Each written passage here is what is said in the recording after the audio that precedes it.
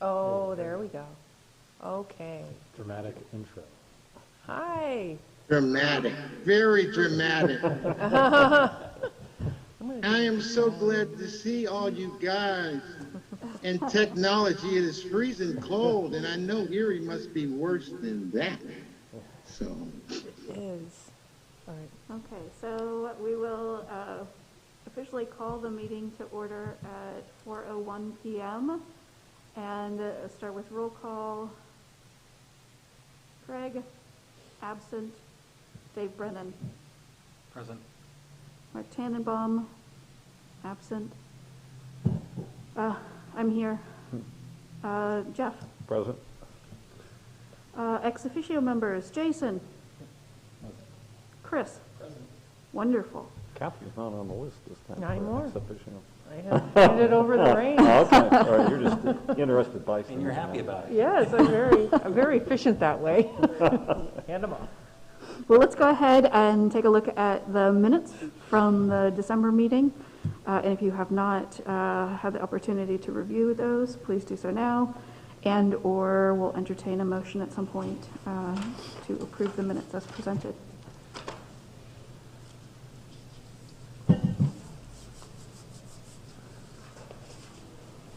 Am I permitted to make a motion? I'll make a motion Oh, there we to go. accept the minutes.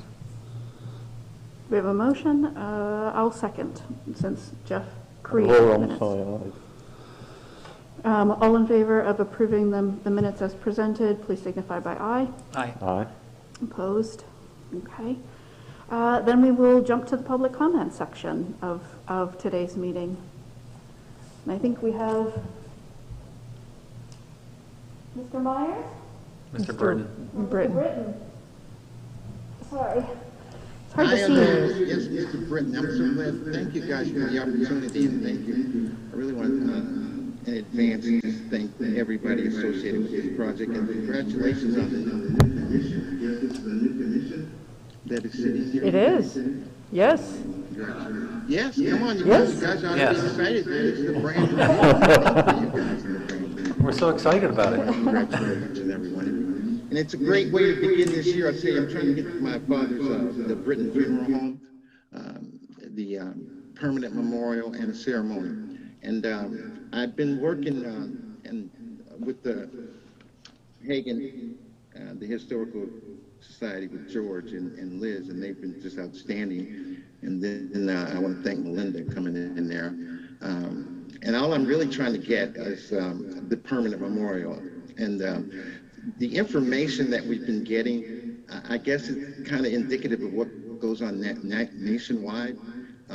It seems like in terms of the minority community, we've been left out of the history. And we want to really kind of let this be the springboard by which maybe more people will come forward, particularly in the minority community, and make this history of Erie complete. When I look at the only black probably historical monument or marker, I think it's Piper Burley, War of 1812 or something. And yet, on the other hand, you know, I see numerous ones around town. And we're not trying to get the state one. I guess the color has come into effect. I'm learning a little bit here. And so we just want the little white ones that are all down there by Erie Insurance down there on 5th Street for the houses. And in addition, I think one of the things that I've been very pleased with is the partnerships and some of the ideas that are coming forth out of this. I'm retired, and after being in Erie for so many years, I understand the need for us to work together and really show this community that, you know, we are together on making the history of Erie complete. And so this would be a great way. And when I think about my father, he's also a veteran. My Aunt Martha is really one who pushed me to do this because Daddy was so instrumental when she came to Erie and recruited. She worked at the funeral home. So the monument that we're trying to get is at 1524 Peach Street. And I don't know whether you guys got any of the documentation that goes with this. They were so gracious over at the Historical Society, Teresa Campbell, that we actually archived some of the documents that I have here because they're getting pretty yellow. And I'm so glad that if should something happen to me, that at least this can go on. One of the things in there is the Pittsburgh's, my dad's embalming school of embalming. He paid $212 a little deposit. Now, this is dated in 1944. Now, from the paperwork that we have, and he opened up at 1524 Peach Street, and it was in 1948. And so what we're trying to do, it doesn't really matter where the marker is in a way. It does, but it doesn't matter because I think because of the way Peach Street has changed significantly historically, we're having trouble going back and trying to really retrace. I know Zach over at the City Public Works was trying to get it exact. And one of the things we're having problems with is the documentation, particularly for minority communities. My father never really owned the funeral home, he rented. So if we go back in time, we probably will never see anywhere where there was in fact a Britton funeral home, other than the documentation that we have. As a kid growing up in the basement, and there was the sign, the wrought iron sign that said Britton Funeral Home. And so that's basically what we're trying to do. We're trying to get you guys a partner with you. I think we've already kind of got a verbal commitment. Probably want to, what I'd like to do now is start getting things concrete. You guys could probably help me in terms of writing whatever would be on the plaque. I would really like the historical people, your historians, to kind of take that on from me. I don't want it to sound too legal. I know there's a limit on words and other things. And after they would do the homework, I don't know whether Aunt Martha has been interviewed yet. She's out in Oklahoma. I just think that's one of the crucial pieces because she has firsthand information, and I don't want anything to happen to her.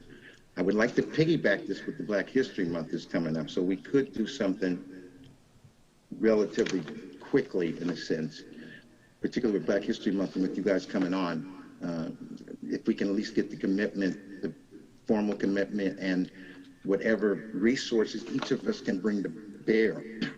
We've got pledges on the financing part of this, all my lawyer buddies in the family. But at the same time, I think it's crucial for a partnership that we all do the best we can, even in terms of financing. So if there are any available funds that you guys have been able to tap into, I certainly think that would be helpful to us, not just from the financial standpoint, but the support and recognition that you're just not talking, that you're putting something behind it. I think Lakeshore, somebody is to do the plaques. I would like to get at least an estimate on that so we can kind of put a deposit and kind of get concrete with that. But other than that, I really want to applaud you guys. I want to applaud Liz and City Council and everybody involved with this. It means so much in terms of Erie's community when you got so much violence. And when I go through, I'm so, I did 20 years of basketball and I work with so many youth. And now when I ride through, it seems like it's worse. And one of the things that's concerning me is they don't know that they have a history there. They don't know people like my father and the other funeral directors who played a crucial role besides the preachers and the pastors in this community. Remember, we couldn't go to the Duskuses and the Burtons at that time. So I just want to remind you guys of how difficult it is for us as minorities to tell our story because of the problem with proof. But in this case, we've got plenty of proof. And I just hope that this dream will become a reality. And I'm pretty sure that it will. I just want you guys to help me with it in any way you can, because I need all the help that I can get. God bless you. Heaven smile upon you. And thank you guys so much. And again, congratulations on your new task in front of you. Hey, Rob, I have a question. Can you tell me the address again? Is it 1324? The address? The address? 1524. 15. 1524 Peach Street. And what's there now? I'm assuming that's where we're putting the plaque. ACL. Okay. Yeah. Okay, so it would be someplace. Yeah, and I was even conducive to putting it in the park. If you guys got something going with Griswold, I would prefer that it be obviously, at the site. But this was his little calling card. I don't know if you guys can see some of my little calling cards up. But yeah, it's 1524. I'm totally assured of that. My thing is the dates, and Aunt Martha probably can deal with those better. Any other questions you got? And it was the first black funeral home in Erie? First black funeral home in Erie? The plaque? No, it was the first black funeral home in Erie? Yes, sir. Yes, sir. And then after that, because Daddy, when it's got me thinking now that I'm not a spring chicken anymore. What happened when Daddy opened his funeral home, everybody thinks that Mason was the first funeral home, first black funeral home, but it wasn't. Daddy eventually worked for Mason, and then Taylor came along. I know more people know about John Taylor, great man, and Daddy and him really worked together. And then Law came in, and that's kind of the sequence in my mind. I may have missed one, but I know Mason, and one of the things that they did do for me with the archives was to get Mason's funeral home, the information, and it said 1524 Peach. It says Mason Associate of the funeral home at 1524. So I don't want to be too presumptuous here, but I would think that the brothers had to stay together. You know what I mean? At that place, because they probably had the equipment, they probably had everything they need, but Daddy was first. Okay, thank you.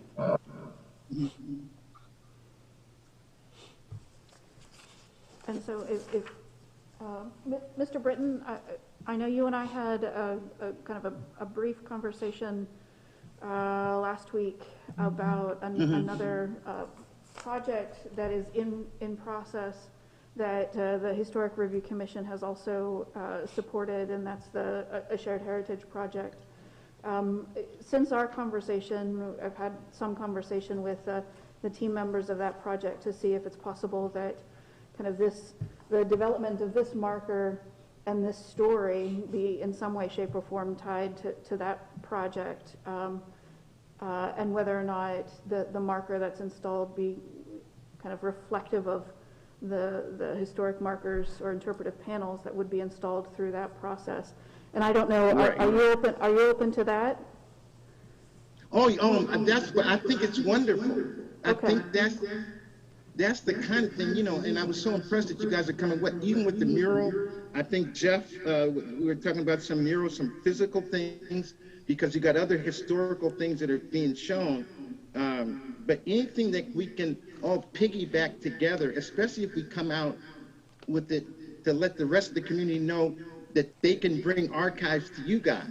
If they had somebody in their community who they feel as though played an integral part of the community, then they would know that would be the vehicle through which you guys that they could operate through you guys.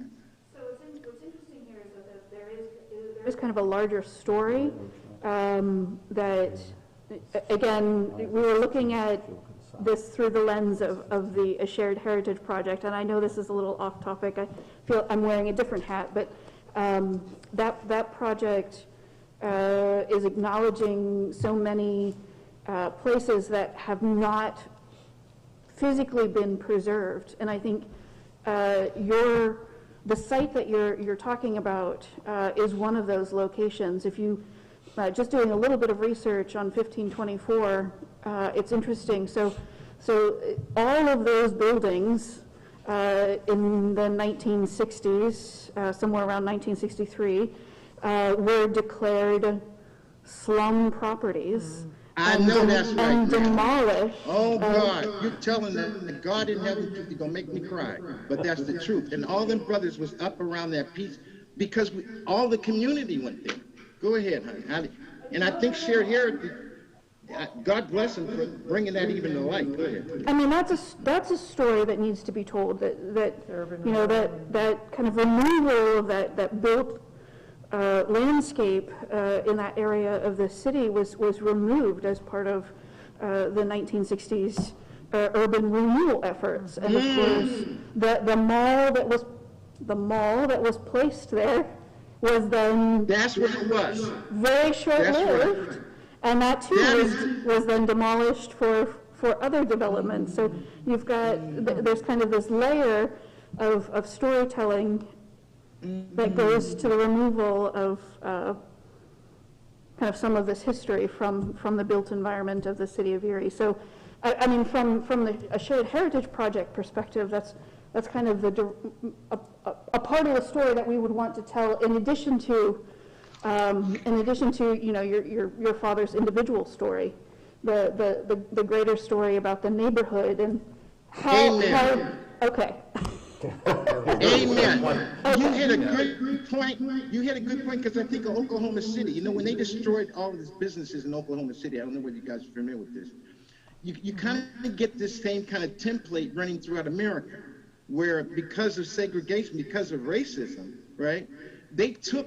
We didn't have the best buildings, okay? So when it came time, you see this even over on 21st Street and these other areas, they're prime picking for gentrification, for one of a better way to put it, okay? So we had that little, I think of Cimarron City down on 18th Street now. I don't know where you guys are, you know, I know Reverend Myers used to take me down there. But when you brought up 15th and 16th, you're absolutely right, and I think Shared Heritage is onto something about the bigger picture and drawing that out for us to see what that looked like. Okay, well, it sounds like we may need to have a couple of follow-up conversations, even aside from... Yes, please include me in any fire-up conversations. I promise to be nice. All right. All right, so I will make a motion that the Historic Review Commission... We can't make a motion unless the agenda item is on the, it's not, it has to be officially on the agenda. Oh, so this isn't on the agenda? This is just, yeah. This is just a public comment period? Okay. Just a public comment. Okay, all right. But I appreciate your enthusiasm. What role does this? Hey, I do too. So that means we're going to get it when we get the procedure. We have a Thank you. policy statement. It is. Okay. This. Oh. This is. Yep. Well, we really appreciate you coming and talking with us today. And Thank you, guys. your drive for raising awareness in the community about this critical history. Thank you for the opportunity, and if you guys need to get in touch with me, I know you can, and please thank you again. Thank you so much, and God bless you. I'm praying for this. Thank you. Okay. Thank you. Thank you. Bye-bye. Bye. That block is so interesting. I never really looked at it before. Until but you. on the Library of Congress, on those maps, on the old maps, that's where the Turnpike Street went over the tracks and ended on Peach. It's basically right at that address. There was also a trolley line on that part of Peach. That's interesting. But yeah, if you look at it on the... Like the Sanborn maps, or which maps are you looking at? We could look at them at the... I'm looking at the 1809. Oh, okay. Yeah, that's 18... The bird's eye view? Yeah, there's two of them. There's the late 1880s one, 1909 one. So fantastic. So I think we probably will be able to have further discussion later on in the agenda item, or in the agenda where we get to new business and the discussion of the policy around support for these types of projects. But in the meantime, I think we probably have another member of the public here to talk with us.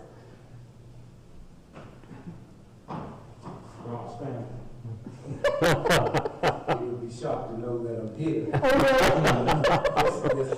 Yes, he would. Yes, You are Mr. Myers, right? yes. Okay. My grandfather was the first minister at the Church of the Church of God in Christ, and we have a large family over on 17th and Harlan, the church that Rob rode up in, his parents, everybody, you know. So he would be totally shocked to know that I'm here and following him. However, I want to thank you for giving me the opportunity to share with you what our vision and what our mission is. I went to see Heather, and when I told her about our effort and our mission and vision in terms of getting Burton School, she's like, boy, that's great. And a lot of the things that we plan on doing is some of the same things that she was doing. And I've always been on top of things that they're doing over there. And, so a lot of the things that they're doing, I said, wow, you have to create the will. Let's talk to her about some of the things. But when I mentioned Burton School, she said, go. I mean, she meant like right then, go find Melinda. She said, because Preservation Erie has been having their eye on that building to make sure that it doesn't go anywhere, but that it becomes alive again. And to let you know who I am, I'm, of course, born and raised in Erie and all of that. Stayed in church on 17th and Holland, along with Rob Britton. But I was the principal of Burton School for 20 years. So, of course, I know the building inside and out. And then later went on and, been wildly and wanted me to run the GCAT charter school, so I became the CEO and principal of the charter school. A few years later, I'm the founder of Erie Rise Leadership Academy Charter School. And I know when my wife was sitting around and she see me watching those programs on TV involving children, and it's like rub me on the back like, you love to go back when you miss all of that, don't you? Because just based on my experience, that I'm certainly into children. I'm also former member or president of the NAACP as well, following my granddad. Not right after my granddad, but also my grandfather was the president, and I was also the president of NAACP.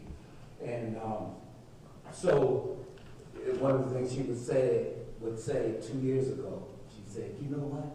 You should open up Bergen School and make the whole school a kindergarten. The whole school should be all kindergarten. That's what she said 2 years ago. And here I am today, pursuing it to be a preschool. That's the basis of that facility, a preschool. With our, if you haven't read or received the information, Melinda has the draft details of what we plan to have in that facility. But our mission is to involve our youth, which is very, very critical part of what we're presenting, to involve our youth in the process of providing relevant education and services to the underserved communities of Erie, with particular emphasis on our at-promise children and their families.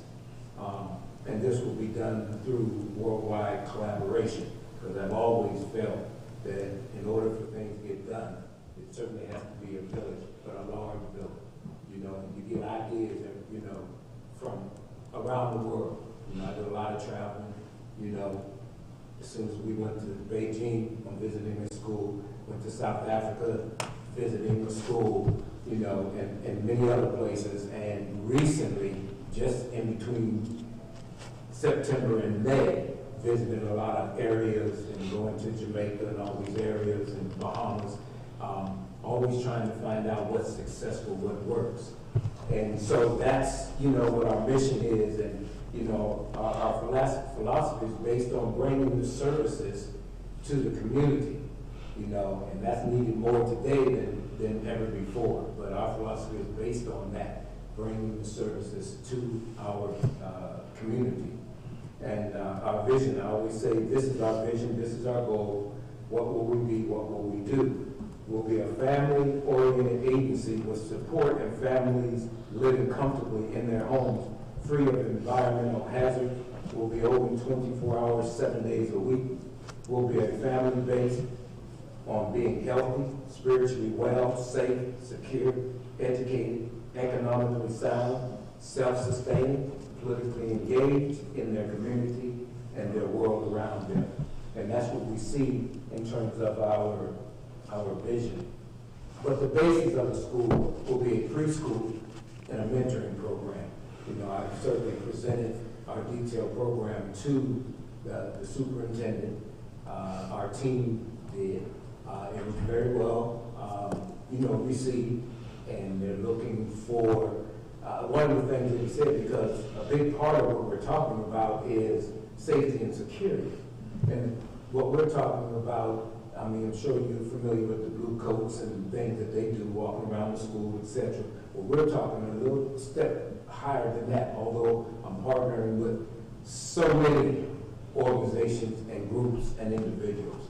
Many. This is being very well received by the community, especially the community there. They were smiling when they saw me knock on doors, and I knocked on one door, and the husband said, I think there's somebody here that would like to see you, right in the back of Bergen School. And it was a former student of mine who married, has 3 kids, and still live in that house right behind Bergen School. But I knocked on doors to let them know what our plan was. One of the conversations I had with a family, the lady came out. She wasn't the one down to the door when I gave them a flyer, and she came back and And when I was walking back to get in my car, she come running out. She said, they just gave me a flyer. She said, you gonna open that school? She said, my little brother went to that school. You was his principal and you were good. And she said, I saw that paper that you had about safety and security. She said, they really need it. Because behind the school, she said, that's where they are. You know, people just hanging out, you know, not the ones who necessarily broke all the windows out that you see is all boarded up. But it's just a place not to be. In the back of the school, very limited light and things like that. So, you know, so that's what she was interested in. She really wanted to know, you know, she really wanted to know what type of activities and things are going on, and what she really wanted to know is, could she get a job? That's what she really wanted to know after the long conversation. You know, again, you know, we're talking about, it's sort of like a mini mall when you think about it, because we're talking about a variety of services, but it's the tenants, it's not us. Like my attorney says, you can't be everything to everybody. Okay, so the basis of our program is overseeing education, and we're talking about from 0 to 100. Okay, and when I say 0, I'm talking about the doula program. And we have, you know, an individual who does that is very much interested in being a tenant.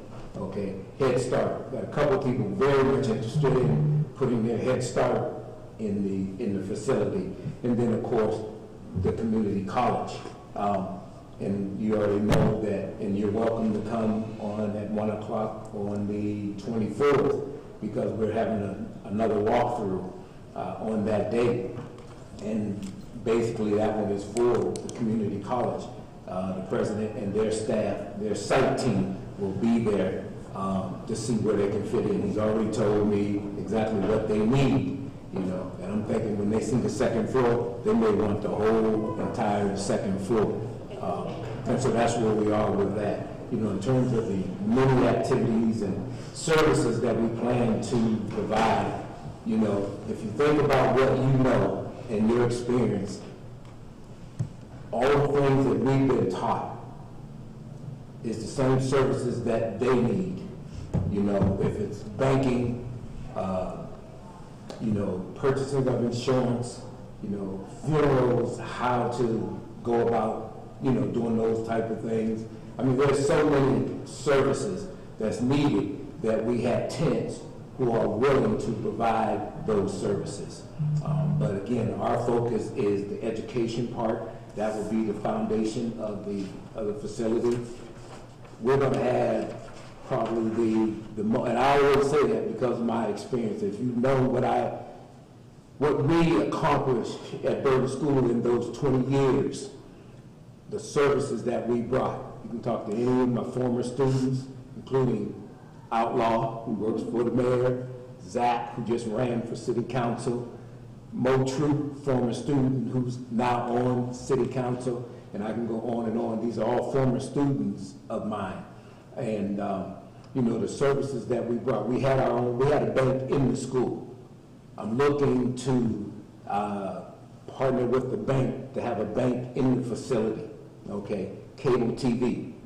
I had to go way up there across from Red Lobster to pay the cable bill, you know. And everybody has cable. Somebody should be able to come pay their cable bill in that facility there. You know, many of the clients and neighbors do not have any transportation. So what can we do?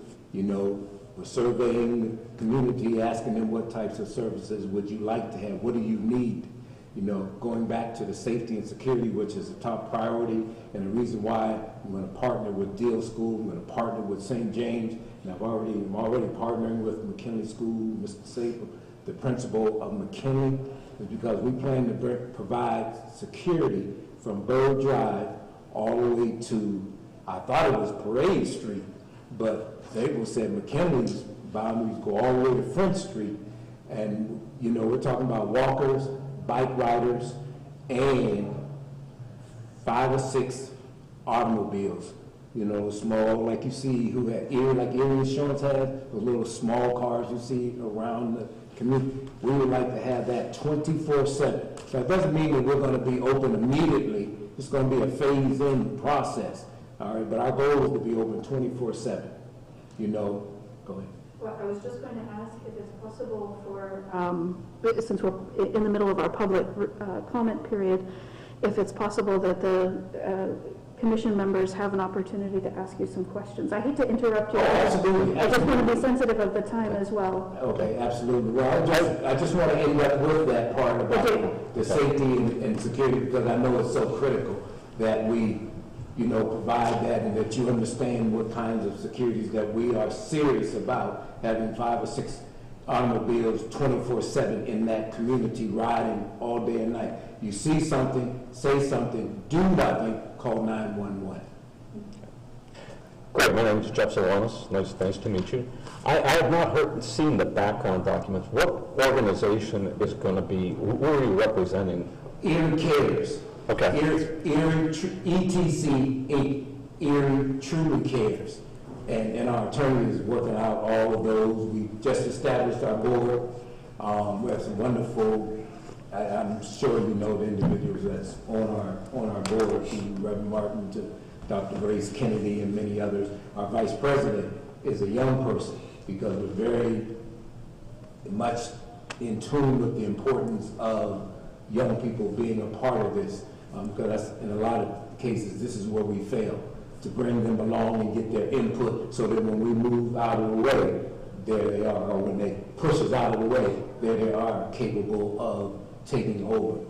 So that every board member is going to be working with a young person, keeping them informed and getting their input. And that's definitely what the vice president is going to be doing. His advisors are going to be young guys and girls that are his age. But that's the organization. Thank you. Mm-hmm. And so to kind of put this in perspective for why this conversation is happening here, Burton School is one of really 2 buildings that were remained from, that were are owned by the district, that they are divesting of. So both Irving School and Burton School, these are historic structures, right? Historic buildings that the district is divesting of. And so from our previous conversation, your plan is to actually purchase the building from the district, correct? Yes, that's what our plan is. And so, you know, we've received support, and, you know, we're looking for any type of support from Preservation Erie to help us to achieve that. And Preservation Erie will follow up. But for the Historic Review Commission, are there any other questions from commission members regarding? What's the status of the building now? Is it in general good shape, or I haven't been by there? Well, a building has been unoccupied since 2012. You can imagine what it's going to need. So there's some issues. This is what it's going to. It's going to take a lot of. It's going to take an extensive amount of money to renovate it. But there's a number of organizations. That's why we're certainly looking for any kind of support we can have from Historic Society, Preservation Erie, just as we've been approached, or we're approached, you know, the city council, same way with Redevelopment Authority, and, you know, a number of other organizations that we are approaching to get financial support to make this process happen. And that's certainly one of the main reasons why I'm here. One, to create an awareness to you of this process, but also to seek financial support. Now, one of the things I mentioned to the superintendent, we would certainly ask them to, because of the amount of service that we're going to provide to the Erie School District, I'm saying to them that the amount of service we provide can't even match the amount of money that we could provide in terms of purchasing the facility. Because, I mean, the services, the commitment, the tenants, it's really just outstanding in terms of what we can provide to the Erie School District. And when it comes to that, well, you know, they're under that state watch. I'm sure you're familiar with that, and therefore they were supposed to sell the building. Of course, you know I had a good response for that. Sell it to us for $1. But it's a lot of that will depend upon the oversight financier who will be coming to do their, to evaluate whether or not they met their expectations that they had. Okay. So I would say I commend you for your efforts, and it's well needed, it's something that's greatly needed, so thank you for pushing this along. Let me give you some. Yes, we certainly appreciate the overview of the proposed plans to potentially reuse, right, adaptively reuse the Thornton School property. Yeah.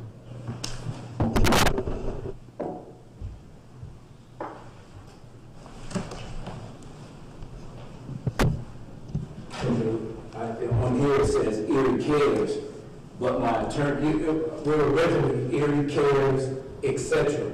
Etc. was standing for two things.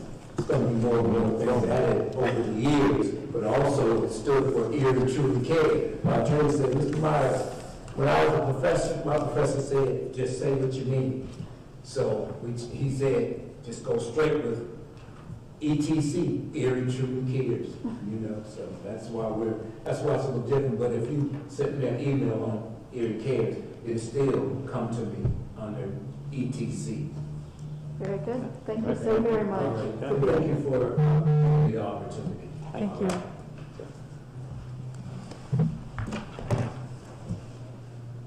Okay, so from public comments, we'll move on to old business, and we have the discussion, the continued discussion of the draft rules of procedure. And I do have copies if anybody needs one, or if you, I sent it to everybody, but if you need a copy to look over here, I do have a few copies available. Do you need a copy, Dave? Yeah, I'll take a couple, please. Jason? Here you go, an extra. Yep.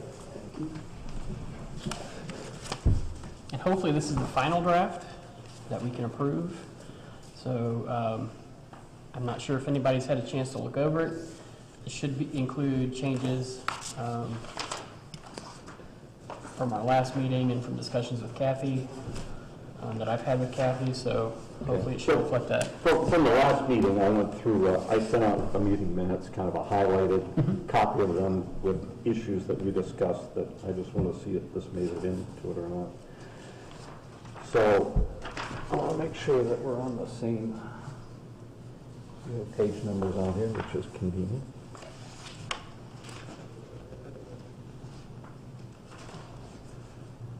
I went through and edited the document. So I'm on page 2, and section D, small case D. So we talked about the guidelines, that there's supposed to be appropriate standards and guidelines. One of the things that the nomination form says that all property owners need to sign, that I agree to this, but when do the guidelines get presented so they know what they're signing? When do they get formed so that they know what they're signing up for?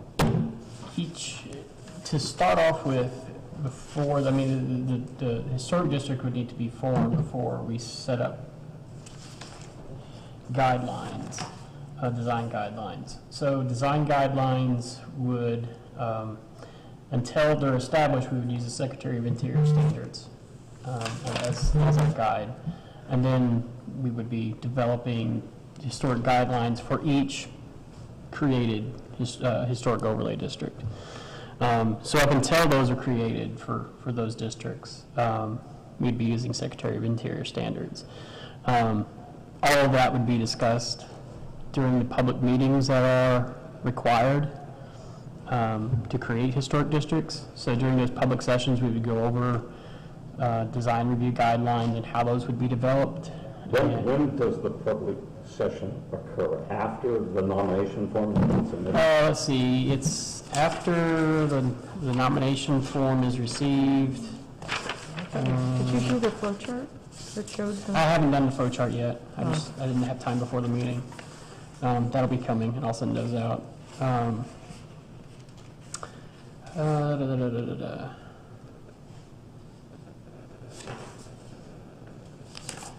So it's after I reviewed it, and then we would, it's on page 6, lowercase f. It says, for proposed district, HRC will conduct a scheduled public meeting on the nomination within 30 days of the nomination packet being determined to be complete. So once we get an application or nomination, after it's determined to be complete, we'll schedule a public meeting so that we can hear the public comments and discuss the creation of the proposed district. And then in that meeting, we would discuss design guidelines, COA. Okay, but they are still, they are signing, I agree to the guidelines before we have made formal guidelines for that district. All they're signing up for is what the national standard is. Yeah, and in the packet, I can include in the application packet a kind of an overview of what design guidelines would be until actual design guidelines are created, so that they know what they're following up with. And at that point, they will be involved in those discussions. And Yes. if Yes, it is required that, yeah. If somebody decides they want to opt out because we decide that, all houses have to be, pink vinyl siding, they want to opt out, that's still an option. There's no opting out. So once they sign up for the guidelines that are not finalized yet, they're stuck with it. See what I'm saying? It doesn't. Well, I mean, sign that. Well, and within a historic district, we're not talking about every property owner No, we're not. signing that.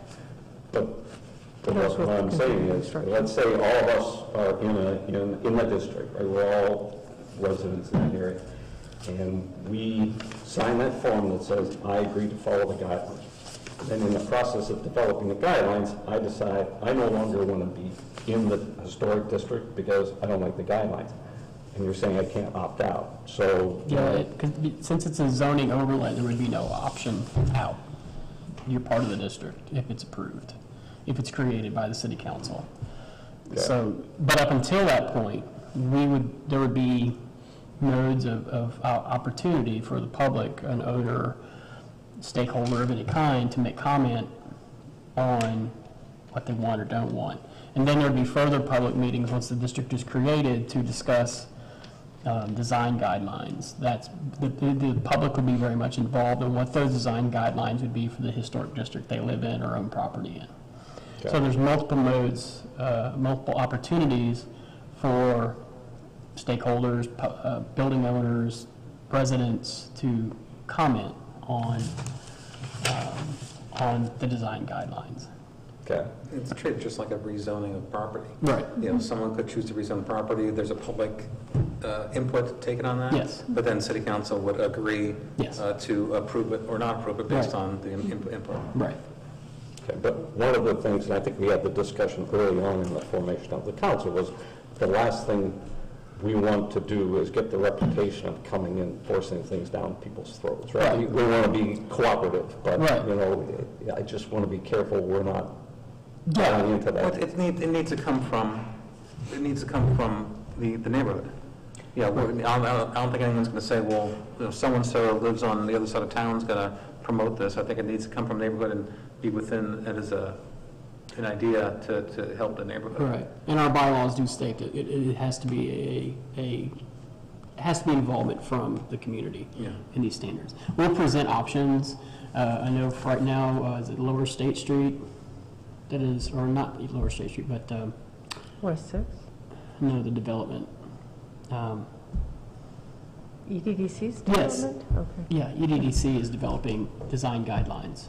So those would be very much something that we could look to as an example. Oh, the partnership. Yeah, partnership, that's what I meant. Sorry. Your downtown partnership is creating guidelines, design guidelines. So we also, So that'd be something we could probably base upon. and I have notes from here last time, we talked about voting on formation of the district, right? Yeah. And our discussion was around how many votes you get. And When we does eliminated the that. voting occur?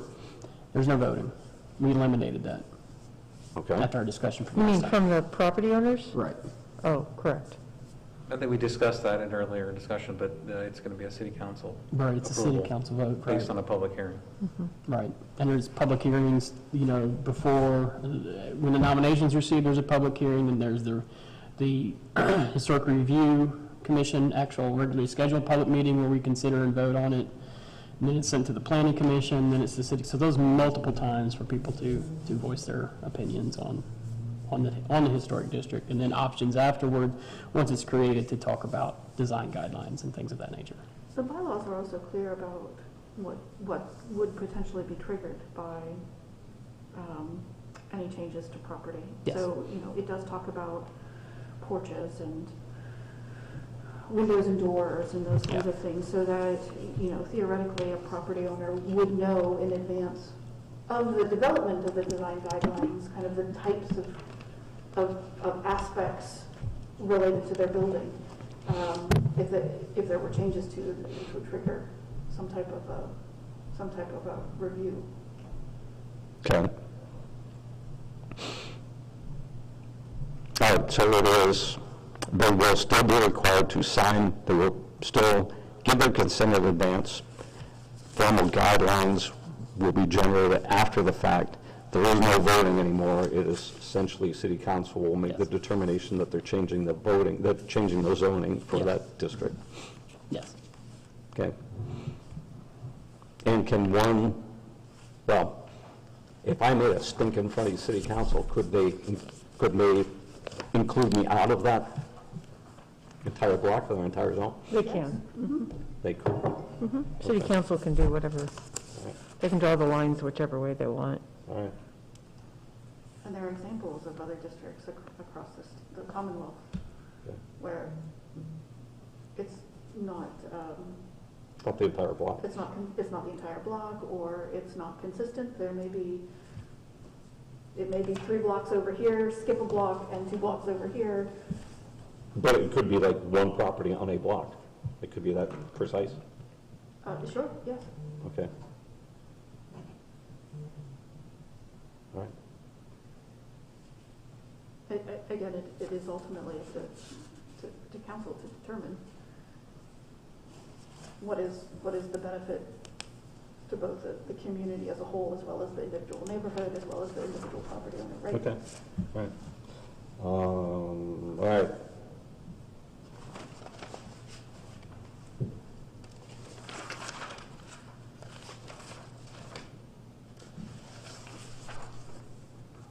I did want to make note on page 5, there are fees that we've associated with creating a historic overlay district. And on page 7, there's also the fee for a certificate of appropriateness for an application for that. Just it may actually benefit the city to have those specifics in here. Unfortunately, the bulk of my experience is with nonprofits, and so the trend in nonprofits is to develop your bylaws so that it allows excuse me, some degree of flexibility. Is it critical that the fees are clearly stated in the bylaws, as well as the I know we discussed it at the specific last meeting. No, I was gonna, I pointed that, I had it highlighted or noted that we would want to not include those in the bylaws for exactly what you're thinking, because if council wanted to amend it, then you're not having to go back to the HRC. City council has the only authority to set the fees. So we can suggest that it be 500, 250, and then 35, but they'll have to set those fees separately by ordinance. And really, it become from what time does it take the administration to review, you know, some type of, you know, reasoning behind that, so. And the overlay district, that fee is the same as the rezoning, which is $500. So that's, although there is going to be additional administrative time in a historic overlay district because of HRC review, Chris's time, and the public meeting, the community meeting that will be held. So there's additional staff time. So, but you can decide, do you want to just keep it at 500, which probably doesn't cover costs at a rezoning anyway because of the cost of publishing the notification, Or do you want to, just to try to encourage more people to? Should you not have ranges for But- scale? Because if somebody wants a If it's smaller a district district versus versus- like, if we get a bunch of neighborhood groups that team up and say, we're gonna do this huge one, Well, it's a lot more work for $500 versus the a small landmark is definitely, because that would just be a parcel. Yeah, I'm just thinking for the district. It's For the district, it districts could can, there's so many variables. Yeah, we Not- might want to increase that a little. We don't want to, like, we don't want to discourage people because of this. True, Well, I think you're saying a range, right, based on A couple size. groups could team up and say, instead of doing 3 separate ones, we're doing one monster one, and then you've got all that extra clerical burden to manage it when it's really 3. And I think the landmark's going to have to be a $500 minimum because it is a rezoning. Unless we're talking about $500 plus the $250, which I think would be cost prohibitive, but I'll let you guys decide that. So we're saying we're taking the fee out of the guidelines? And then we just make a recommendation through, Create like a fee schedule? yeah, Okay. and that'll be, but that'll need to come back to them. Okay. I had the same question about the meeting schedule. Again, the bylaws includes the specific first Monday of the month at 4 o'clock meeting. I had the same thought about that. Is that too specific for the bylaws? Because if the commission in a year needs to change that. I think that's set in the ordinance, is it not? I believe it is. Maybe it is. Oh, interesting. Okay. But you bring up a good point. Yeah, I believe it's set in the ordinance. Okay. If I'm not mistaken, I believe that's where I pulled it from. Okay. I'll see. Not that I want to go back and change the ordinance, but we might need to.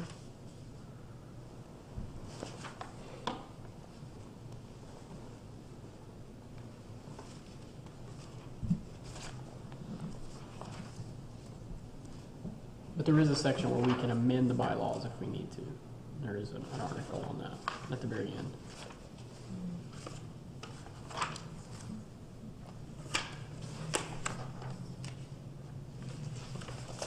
I'm not finding it.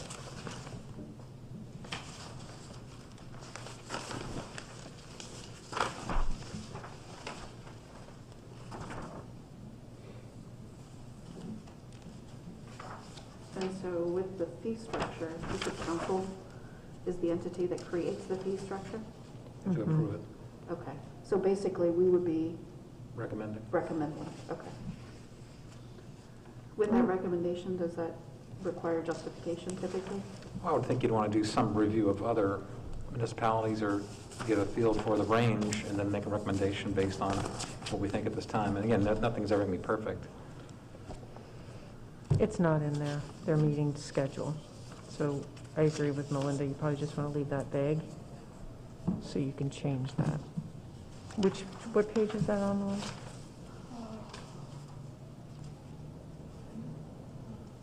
It's 3.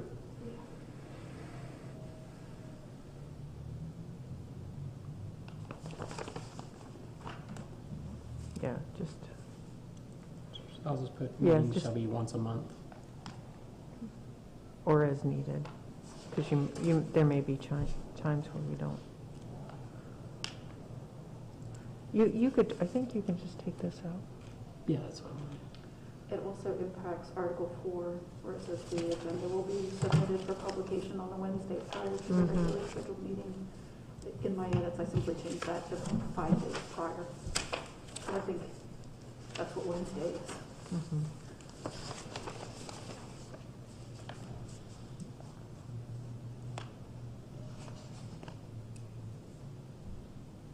Okay. Do you find any other edits, Jeff, have been the suggested edits from the last meeting? My last comment was on the very last page, and I've got my document with different page numbers than what you've got here, but on page 9, section G, V, That's the last step. It's not city council, it's not planning, it's not the commission.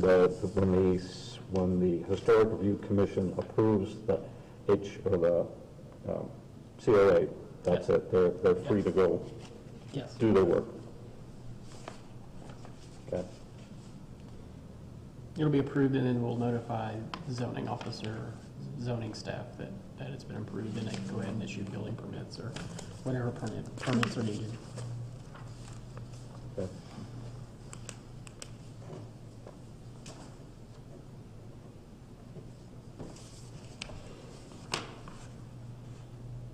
And then I mentioned to Chris, the only other edits I had, which may not be possible, because I think that we're directly to the purpose statement, but I know that those were taken directly from, I think, the ordinance or some other language.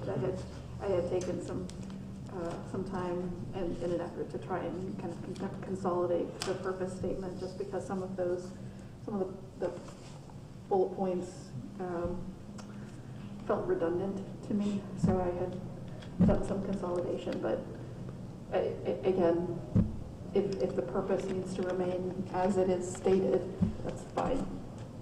I think that's just for continuity with the ordinance, so that we're not.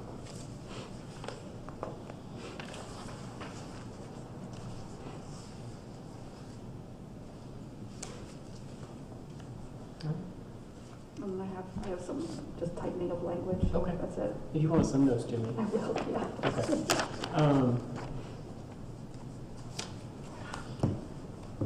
And what do we say about voting on it with proposed changes so that we can get this voted on, done, and out of the way? Do we agree with the meat of the bylaws and the rules of procedure? Yeah. Yeah. Yes. Okay. So before anyone puts a motion, you'd be comfortable then if we voted to adopt them with kind of the proposed Editorial changes, the Yeah. minor, Yeah. okay. Are you both agreeable to that? Yeah. Okay. Awesome. Then whomever would like to make a motion. I'll make a motion to put forth the bylaws and rules of procedure with the edits of the discussion made at today's meeting. Do I have a second? I'll second it. Seconded. Any further discussion? All in favor signify by aye. Aye. All right. Opposed? Okay. I'll make those changes, Melinda, and I'll get a copy to you so you can sign it. That sounds great. And And, I'll send you my. Okay, yeah. That's awesome. Oh, you're a rock star, Chris. Thanks for doing this. Yeah, great job. You also want to talk with us about the nomination form? Yes, let's look at that, and I made some changes, so this is an updated copy, if anybody would like a copy from the one I sent. It's got some editorial changes that Jeff pointed out. Was it to page 4? He probably was. Probably was. I'm sure it was. Harford County? Yes, Yes. yes, we cleared that up. Okay. There's another. And, yeah. And this, I mean, people, when they fill this out, are welcome to fill it out, you know, a hard copy, but it is fillable, a fillable PDF form. So, you know, where any fill-in sections are, they can fill it in, and it'll expand as needed, especially in the sections where we have a statement of significance and things like that. That'll actually expand as they write out their statements. So, one of my comments was on the front page, property owners, the Erie County, or County of Erie Clerk of Records Office, that information is not available online? Is that something you actually have to go to the courthouse to get? Correct. Okay. All right. And I see the section about applicant has been removed. Yes. Okay. Yeah, I meant to remove that before I sent it out, and I didn't, so. Oh, okay. Okay. I think that was based upon our last month's discussion. We just talked about that part.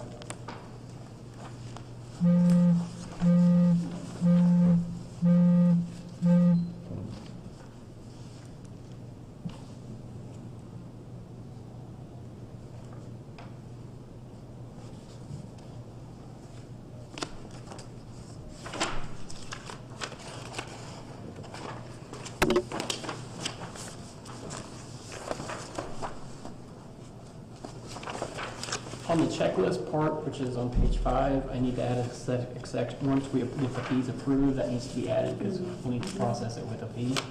So I'll add that as part of the checklist.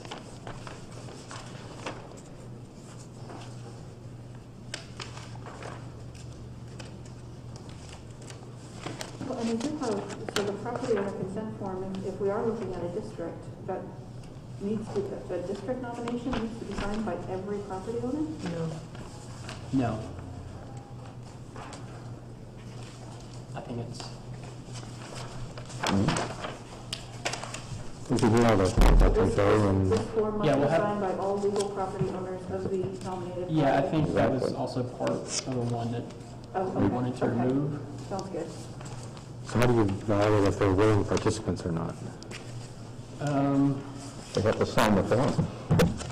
You're saying they don't?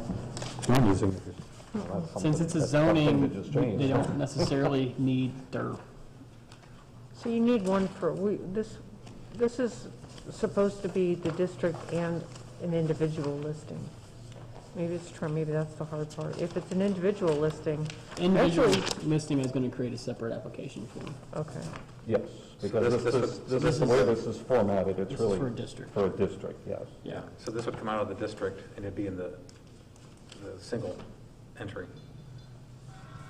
You said you're doing another form? Yeah, I'll create a form that's similar to this that'll be specifically for an individual landmark.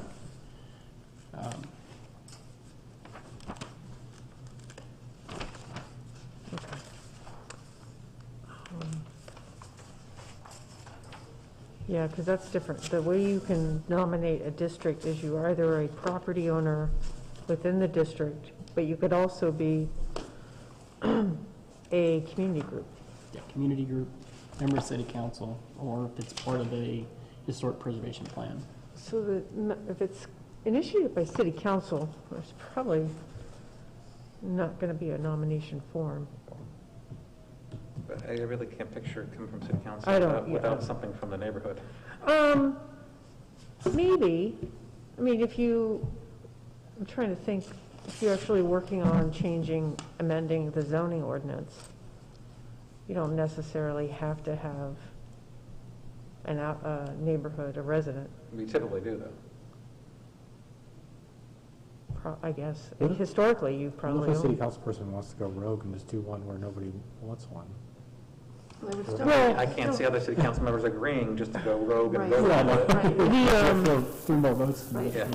What is a possibility, and this is, let's just get the nomination form finalized, is once the preservation plan is done, much like if you did a comprehensive plan with a land use study, and you identified an area that no longer, you're going to get rid of your R1 and make it an RA. The city could move forward and change an entire zoning district. So after a preservation plan, that could recommend Yeah, that. so it could be, cer- yeah, but it's a recommendation based on some type of Some type of document, plan. but not right. just someone Yeah, just I agree. arbitrary, yeah. Right, no, they're not going to, well, I mean, would a city council member go rogue and do it? Probably. I think so, but But was it likely? No. Anyway, sorry, that's probably, it doesn't really matter now. yeah, it's a good conversation to talk, because there's always possibility. Yeah, but you could have a community group, and the reason that we wanted to add the community group is really in case there was a group of property owners who just didn't have the means to move forward with creating the district, and like an R West Bayfront wanted to do a West 8th Street district or something along those lines. They could do that on behalf of the property owners. So going back to this consent section on page 4, do we want to just eliminate that section? There is a requirement for a list of property owners to be included. So if we don't need owner consent, do we just eliminate that section altogether? So who's signing the application form? The applicant. Okay. But where is that? Which was removed. You can see an extra, well, you have an extra copy. I think mine just doubled. There's something wrong with my page numbers here. If I could just throw something out, I mean, even if the council member was proposing to do this, I still think they need to fill out a form. Yeah, and I would imagine that they would designate me to fill it out, member of city council. Yeah, there'd be a resolution Yeah. that said we want And the Historic Review Commission or the Preservation Planner Yeah, to. because you need all this information. We will, someone would, yeah. Right. Yeah. so, yeah, they would sponsor it, and then I would be the one that would complete the packet. So are we saying we're eliminating that owner must sign? But you know what, that actually makes sense. There are going to be public meetings Yeah. with those that are proposed. I mean, again, because this is a change to the zoning. I'd be happy if we took this out, because it solves my earlier problem about being, having to sign up for something I don't know what the requirements are yet. After you made the change from Harvard, Hartford. Right. Hartford, Oh, okay. I was Yeah, just- so I think we're in agreement that that comes out. so the consent form goes away. Yeah. Just X that out, that's an easy fix. But you do need an application. So I've made many forms in my time, and this is kind of an annual thing, but let's go back to page 3, the Historic Overlay District nomination form. And let's take, for example, the West 6th Street, and let's try and fill out this form. West 6th Street, okay, so property name is, what do we fill it in for the West 6th Street Historic District? What is property name? What goes in that You're line? on page 3? We're on page 3. Well, the applicant would come up with a name Yeah. as they see fit. Right. Yeah. West Sixth Street Historic District. Yeah, right. Okay, so that's the property name, and the parcel number. So now it's that six, that's. Well, they would have to list anything within that new zoning that they want to create. Yeah, so how do We you need put to that on? list all the parcel numbers. Yeah, how do you put that on a line like You that? don't. You'll Be create a attachment. separate, yeah, you'll create a separate So form. you're always saying see attached. Right. So what is the point of these fields where you'll, Well, in case it's one property. Well, this is meant to But be. yeah, that's right, this is a It's meant to be a district now. district. As a Right. district. Yeah, I Well, if get that's it. the case, then you just remove the parcel. Yeah, just remove the parcel number, I'll remove that part. And the rest of it to be a boundary, so Boundary. what's the street boundaries of the district, description, Parcel numbers. what's that? Parcel numbers, as you said already. Yeah, things like that. Of course, city, town, zip, that's pretty obvious, but parcel number, I think, is the only thing we don't really need there. And boundary. Yeah, I'll So- change that to district name. Right, yep. I want to leave boundary in, because that'll tell us the boundaries of the district. But again, to describe the West Sixth Street boundary, I'm gonna need more than one line. for that. yeah, we need more space in there. And that should actually, on the fillable PDF, it should expand. Okay, all right. And then description is, what is that? What am I describing? It's usually, the boundary would actually talk about specific sections. The description is going to be generally Series of residential homes. series of residential homes, commercial, Mix. so. Okay, I like Jeff's idea. Let's fill this out as if it's our West Bay from West Sixth Street. So I mean, if it's boundary, we're saying West Sixth from Peach Street to Cherry. To the north side, I mean, Walnut. you're going to have to do Right. north, south, east, Yeah. west. Right, so, And the description is what is this? This is a commercial corridor, a mixed-use corridor that has, there's Mark. you will be helping somebody fill this out. Yeah. absolutely. I mean, there'll be, and as stipulated, there's a pre-application meeting Okay. to help. And on that PDF form, it will expand. If I need 3 lines Yep. to describe Yep, Sixth Street, Fifth Street from Liberty to Yep. Peach or the State, I can fit that in there. yep. Okay. What's the difference between a city and a town? Well, in this case, it's just going to be the city. Yeah, Interesting we should catch. not. Why do you need, we know it's in here, so why don't you just put zip and make it a small box and give Yeah. them room? Okay, I'll eliminate that.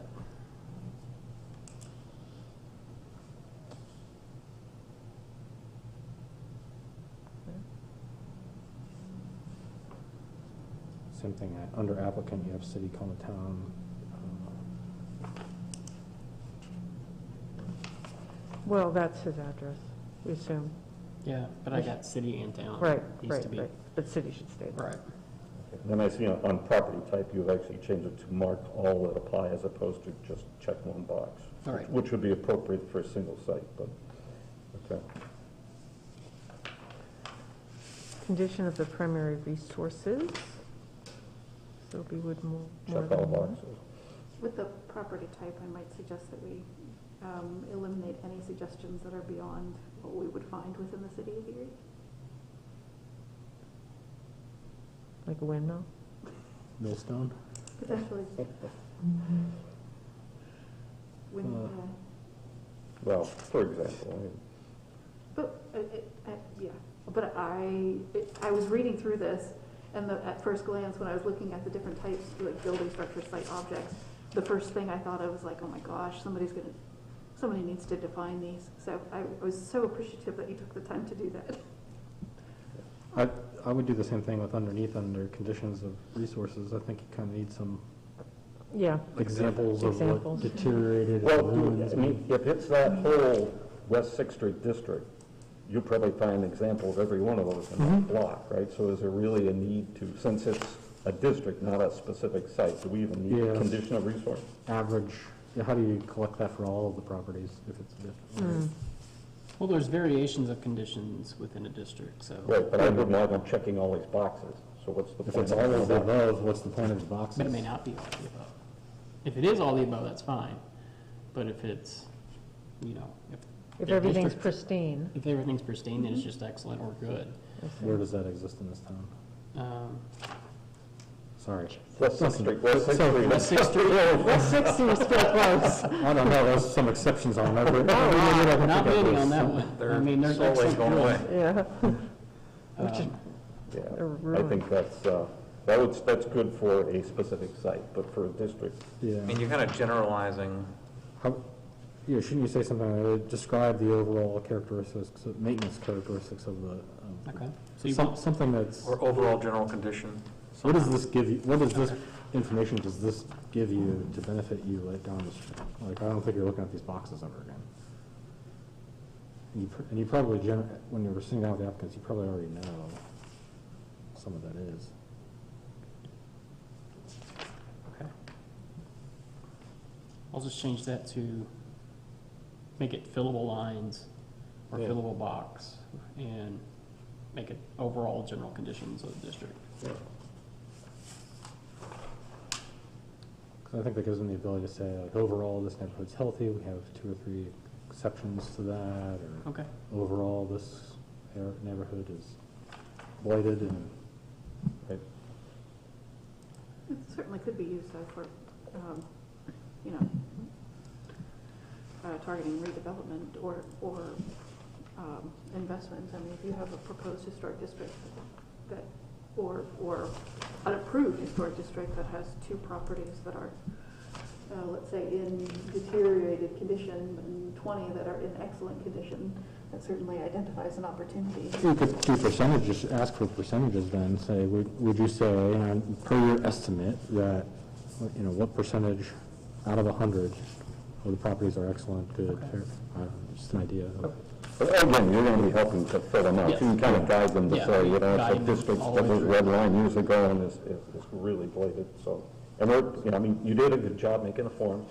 I just sometimes have a problem when I go to my doctor's office, it says, give me your email address, and you give me a line that long, it's like, how do you expect me to fit that on I there? feel you.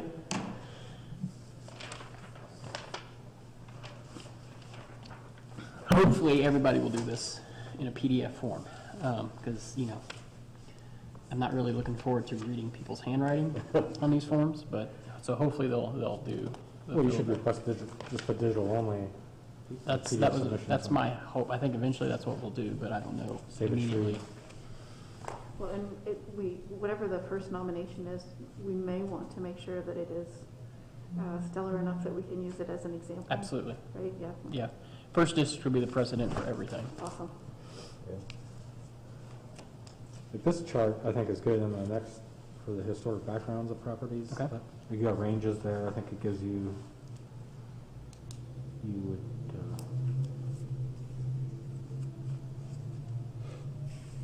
I think you'd be collecting more than you would know with all those checkboxes. For conditional resources, you could just say mark all that apply. Yeah. Someone could mark every We one could of them. just check them right now.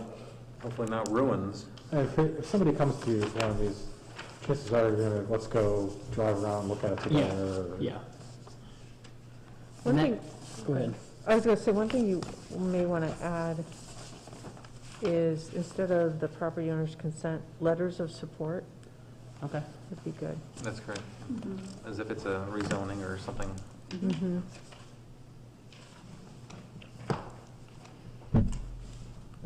That is very relevant. Okay. Good idea.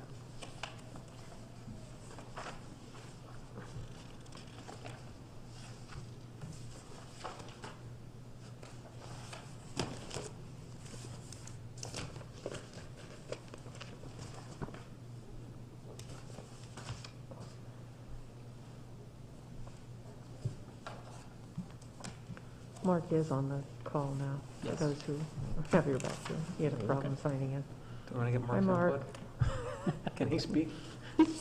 He can speak. Mark, do you have anything to say? Yeah, you're muted, though. Come on, Mark. Mark, you're muted. There you go. How's that? Better? Good. Yep. Hi, everyone. We thought you might want to give some input. I kept looking over again, waiting for you to say something about what we're talking about. I'm watching, I'm listening. Does all sound good, Mark? It all does sound good. Okay. Did you see that, Mark, on the discussion we had last time about voting on a historic district? Right, and the Yes. discussion was around, is it one person, one vote, one property, one vote, one owner, one vote? They have actually removed voting completely from the process. Okay. So just that addressed your concern from last time. Okay. Oh, good. Yes, that's good. Okay. So what are our thoughts on the nomination form? Do we want to continue it till next month with the changes, or accept it with the changes that are recommended? I think we accept it with the changes as discussed, right? Then it's done. I think so too. All right, so I will make a motion to accept the form with changes as discussed. Mark, do you make the second? I You want a do. second? Okay, great. Okay, so further discussion? All those in favor of the motion to approve the nomination form for historic district Yes. with the suggested changes signify by aye. Aye. Opposed? Excellent. All right, we're getting things done. Great. Okay. I also Sorry, I have- had some difficulty signing in. We're glad you're here now, Mark.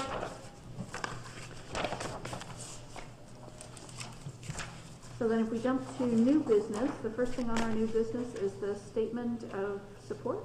Yep, I have copies of that if anybody needs one. Anybody else need a copy? Need one, Kathy? No, You I'm got it? good. Okay. I'm looking at item 4, the second line.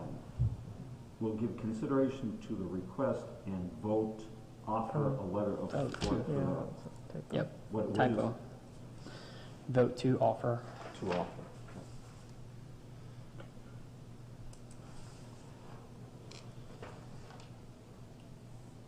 Well, and, this is just a question, there's nothing behind it, it's just a question.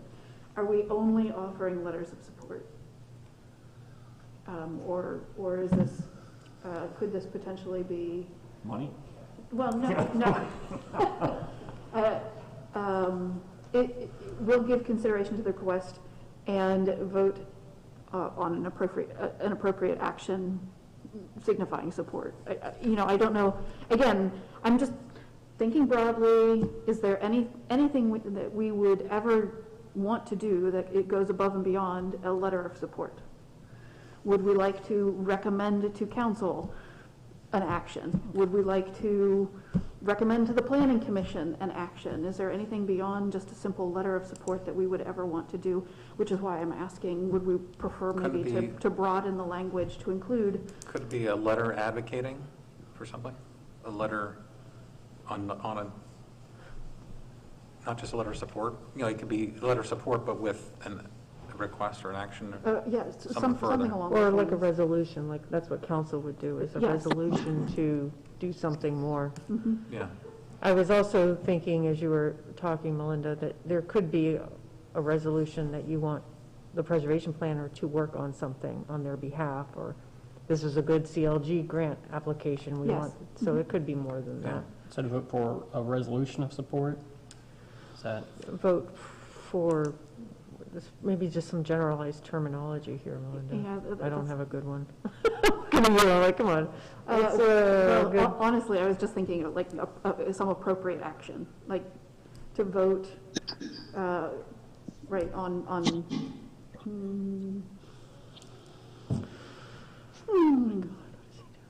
okay, we'll think more about that, but yeah. it makes sense, right? Yeah, Okay. yeah. Okay. And that really would come from this group.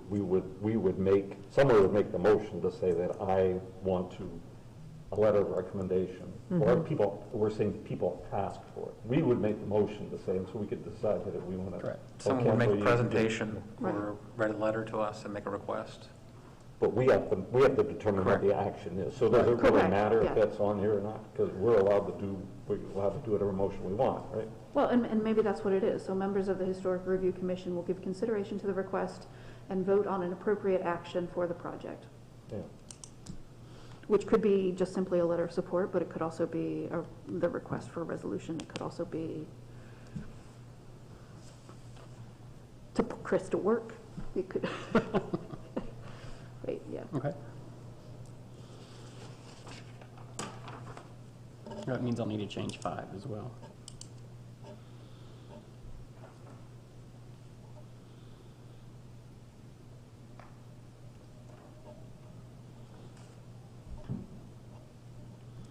Do we have like a letterhead? Do we have that, it'll be typical here, City of Yes. We Erie? did do a letterhead, right? We do, yeah.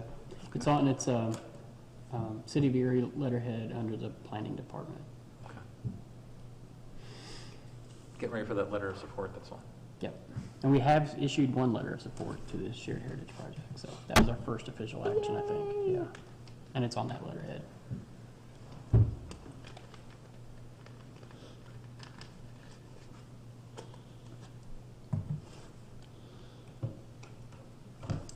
So does this go on the website also?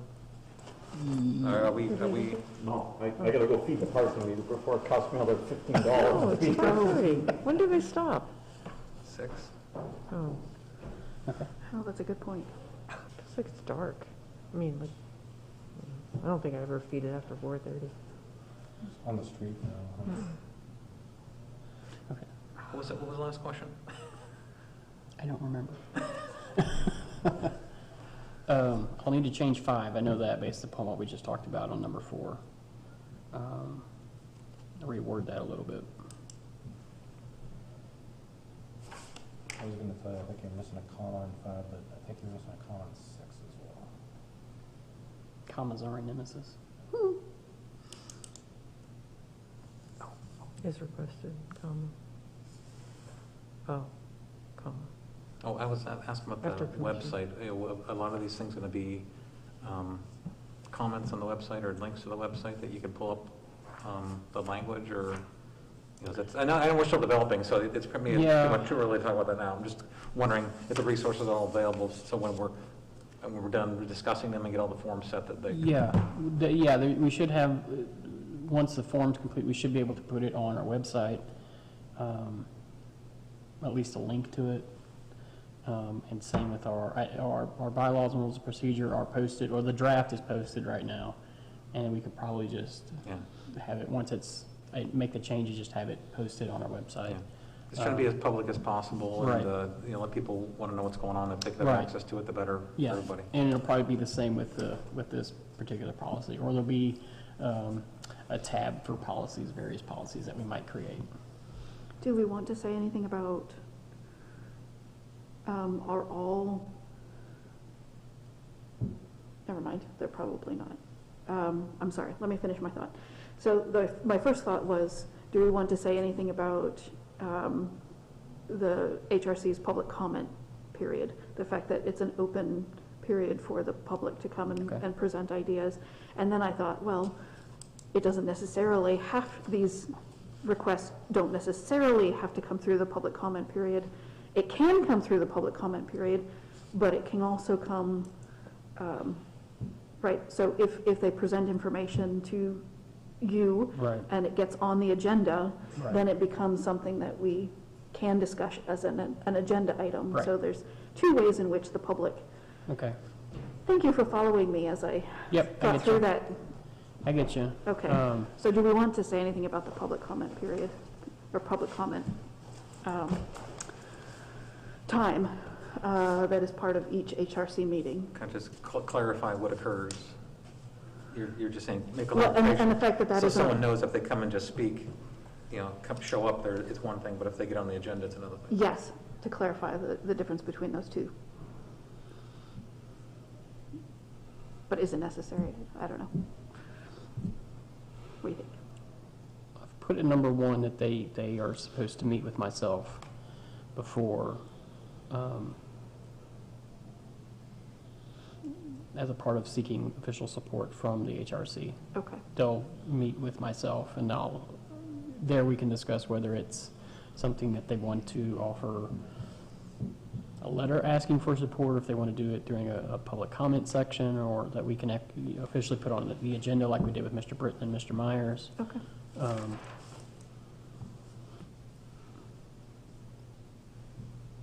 And number 2, I put that they need to do it within 10 days, at least 10 days prior to our scheduled meeting. To actually be on the agenda. To actually be on the agenda.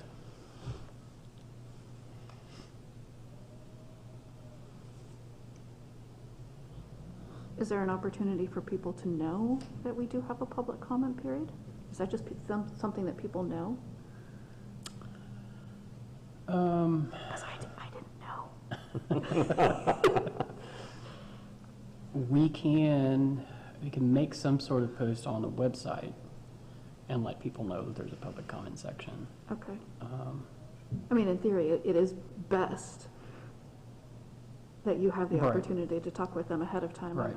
I'm just wondering, like, I wouldn't have known that we had, as part of, probably because we are a commission of the city of Erie, we have to, as part of our meetings, have a public comment section. Right. Is that? And we can include that on every agenda going forward, just a section for public commentary to give, because that agenda is posted 5 days before the meeting. Okay.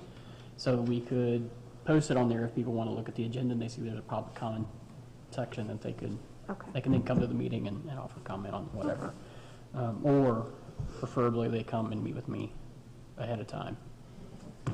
And we can talk about what they want to present or what they're asking for. Okay. You said you're going to put that on the website? Yeah, we That's can do how that. people know. We can do something of that nature.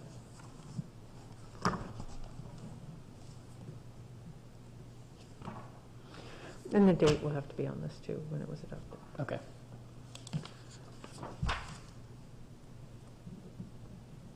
We didn't already vote, right? Okay. Do we want to kind of follow through with our pattern for this evening and adopt? Approve with edits.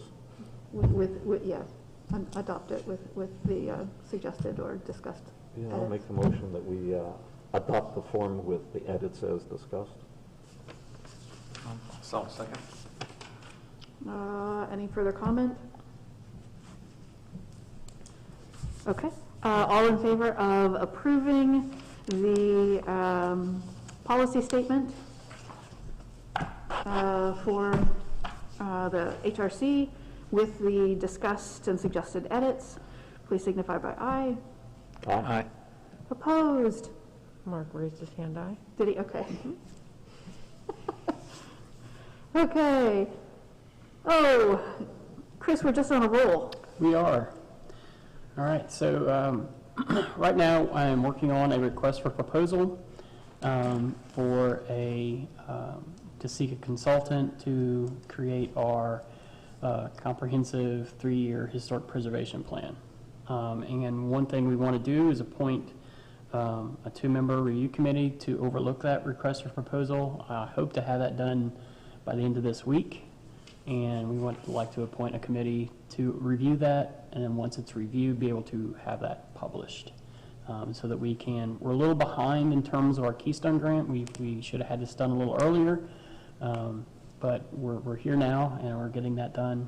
And this will be the first step in creating that historic preservation plan. So we would like to appoint a 2-member review committee to look at that once I have the draft done, make edits or suggestions, changes, whatever, and then we will get that published for review so that we can start accepting proposals. Kathy, any No, that's perfect. suggestions? Okay. I just figured it would be easier if we had some HRC volunteers to review it and provide comment to Chris. I'd volunteer. I looked at many RFPs and assisted with the Okay. Erie guidelines for the Erie Downtown Partnership, so. Okay. Yeah, I'm willing Okay. to do that as well. Any issues with that? I don't know if we want an official vote on it, or there's Mark. What do you think? What do you think? Would you like to vote? I think you volunteered, that's good for me. Is that okay with Mark? Or does- Mark, are you good with Melinda and Dave being the review committee for? That's fine. That sounds like a great suggestion. Thanks, Mark. And I hope to have that to you by Friday, Monday at the latest, so, and that way we can get that out. Because that's our big project for the year, so, or one of our big projects for the year. Which kind of segues into our work plan, Yes. and I have copies of that. Jason? Is it the same thing you sent out? Yeah, isn't it? Or did you change it? It's the same one that we reviewed the other day. So this is our proposed review work plan for the HRC. And it's a list of several projects that we want to work on in this coming year. They're not necessarily in order of importance, but I guess maybe you could say that they are. I was just going to point out, Chris, it would be good when you submit the quarterly reports for CLG and Keystone to share those with the board. Okay, very good. At their And I did submit those today, our first reports for those I submitted today, so. So in reading this, under the comprehensive historic preservation plan, the deliverables, I mean, is this going to be concrete steps that they give us that says do this, this, this, or is it kind of vague statements of, well, you ought to, like it says we want to improve or support the business district downtown. Are they going to give us concrete steps on how to do that?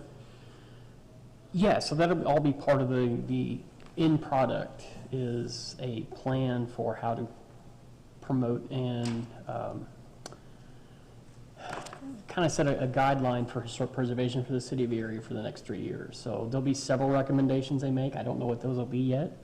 And that'll be part of the process throughout the year. Will be meetings to discuss those things, public meetings to discuss what's important to the city of Erie, identifying potential districts, any number of things. And those be studied throughout the year, with the end goal being a comprehensive 3-year historic preservation plan that we will follow over the coming years.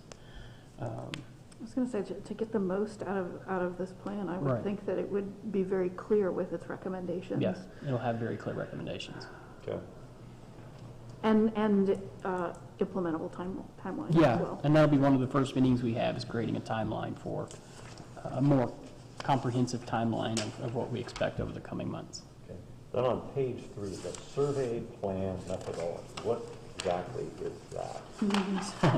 So this is one of our requirements as a CLG is to do surveys, historic resource surveys. We need a city-wide survey of historic resources within Erie. We'll be creating a plan of how to approach said survey, even looking for potential funding for doing said survey. This particular one is just the plan methodology, so it's creating a plan and a methodology for going about completing this survey. And then hopefully, probably with next CLG funding, we'll look to actually do the survey.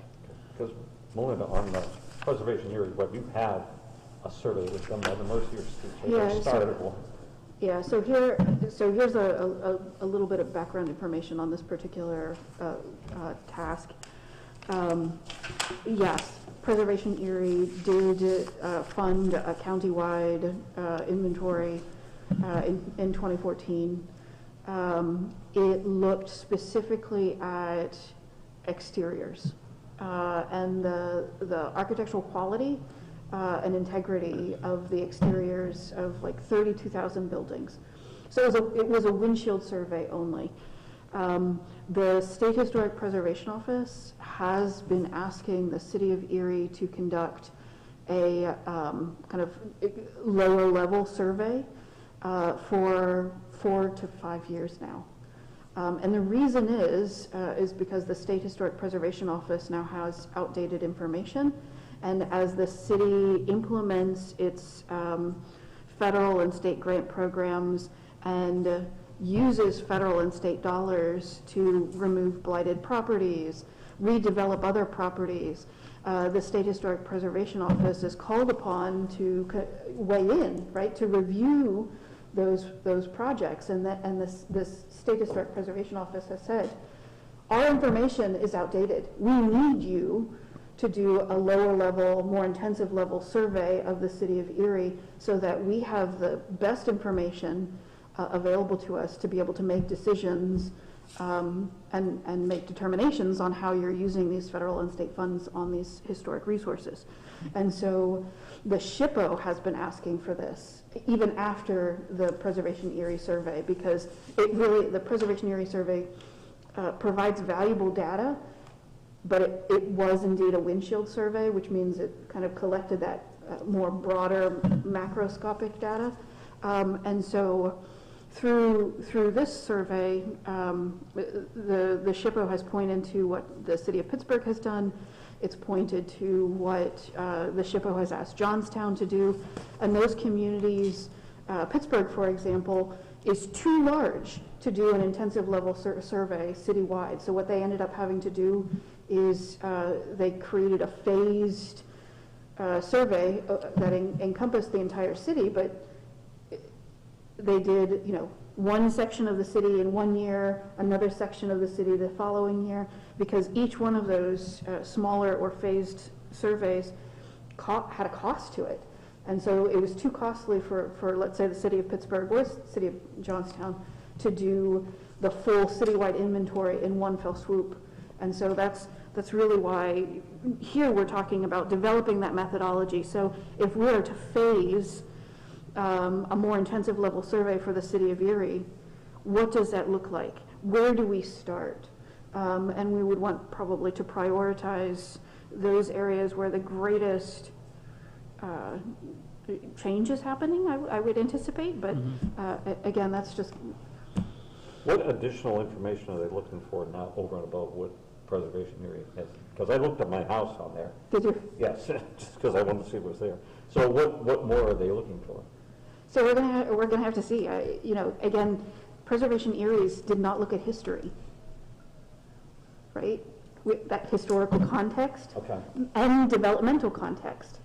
None of that was assessed. The Preservation Erie inventory looked only at the exterior of the building. I thought they had like my neighborhood there. I thought there was actual description of, it was built, the streetcar suburb, and it was blah, blah, blah, blah, and there was some. But this is just more detailed. It is more detailed, yes, and it does look at the historical record, historical significance, as well as developmental significance. So the Preservation Erie inventory, we also did not look at resources beyond buildings. We didn't look at bridges. We didn't look at roads. We didn't look at objects. We didn't look at monuments. We didn't look at any of those things. And so that too is something that could be fit into a more intensive level survey for the city of Erie. So. We are meeting with SHPO on Friday. Yeah. At 11 with Community Economic Development and the Redevelopment Authority to talk about that. So awesome. We'll get a little bit further down the line.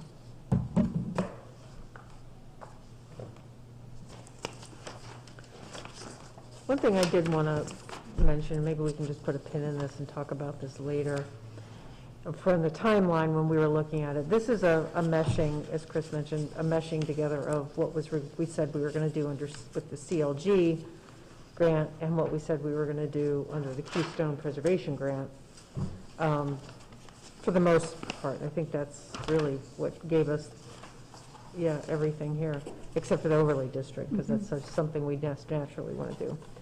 And I remember, Melinda, when we were talking about this, and those who were part of the task force, the CLG grant application was first, and we wanted to do incorporated neighborhood toolkit, which would have helped us identify what's special about each neighborhood, and then to hopefully just get people excited about the history of their neighborhood as well.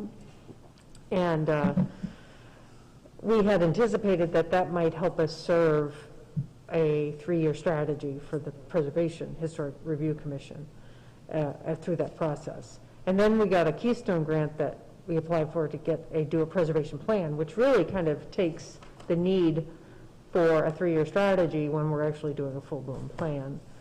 So I'm trying to figure out where in this, with the meshing, where does the toolkit, do you think the toolkit fits? Or does it become something else?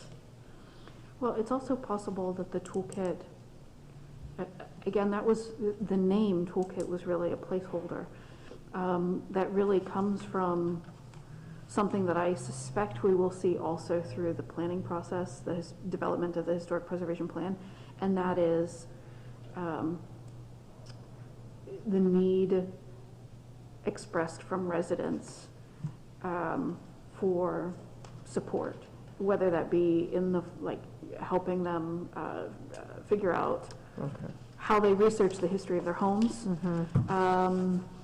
learning more about the National Register program and whether or not, they want to pursue either National Register domination for their property or local district or local landmark Just the discussion we designation. had before about owners signing up for it, to know what the national standards are, that, to inform them of that. That would be a good toolkit item. Absolutely. How best to care for their property. So, and that, that goes, Dave has done an interesting presentation before about how to identify the style of your house. Right. How do you determine how to maintain the character of your historic building using contemporary materials? All of those types of things, which again, I'm only stating through Preservation Erie's perspective. I can tell you the types of questions we get. Funding's always a question. How do I pay for this, and how what's do I pay available? for this? Yeah, what resources are available from the city? What resources available are from this available from the state? And it's really, I see it as a technical support toolkit, Yeah, exactly. And that makes sense. So we're needing to just change really the description completely. Because this actually talks about, we had 5 or 7 community members we were going to pay to go out and start hosting these listening sessions. And I think exactly what you guys just said, that's really just what the description needs to show, is that we're going to look at priorities. The highest priority needs to support resident engagement and move historic preservation at the local level forward. That's not probably the best description, but it's not going to be the Philadelphia model. No. Yeah.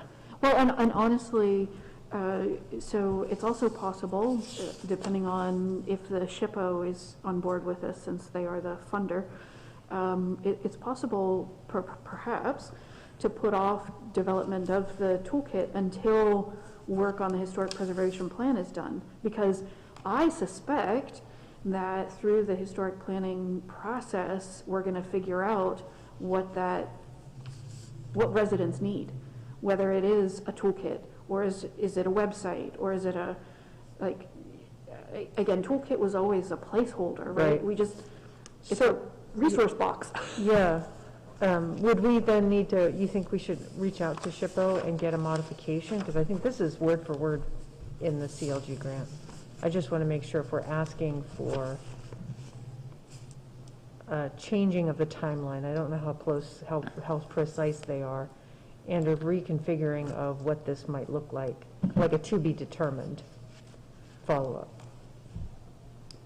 I think you could have the conversation with SHPO. Like, I think it's worth having a conversation with SHPO to see, because again, there's no doubt in my mind that the planning process is going to result in a recommendation that says you put something together that's a resource center for residents. There's no doubt in my mind that that's not going to be a recommendation. Okay. But if you want, you know, if you want to kind of wait for that to happen and wait for that idea to bubble up, then you ask the SHPO if you can kind of adjust. And Bill will be on that call, or he'll be on the call. He'll be on the call Friday, so we can ask him, spend some time with him. Okay, I just wanted to, because I know we had talked about the change, and I was like, all right, I can't remember. And just as a follow-up to the toolkit, who was in the audience who didn't speak tonight was Gretchen Kerr. She is a fellow working with the planning department under the Love Your Block program. It was a grant that we received from Johns Hopkins University. She'll be with us for 2 years. And one of her main areas of focus will be to find ways, particularly in neighborhoods that don't have neighborhood groups, looking at ways to engage those residents to help set some priorities and get them more involved in working closely with the city and our neighborhood planners. The toolkit idea, the whole how do we get residents to the table, thinking about their historic preservation, we saw as a potential overlap in the work that she's going to be doing and the work that that toolkit development would also be doing. So that she's gotten involved with, you know, introductions to Chris. In addition to Gretchen, we'll also have a Vista, Chloe Kernan, both Gannon and our West Bayfront residents, and Chloe was a intern. Yeah, well, she was an intern. Oh, yeah. She's a Vista now, but she was an intern with Anna. And Gretchen lives in Garden Court, or around near Garden Court. And her husband is a professor at Gannon. So, lots of nice little intertwining.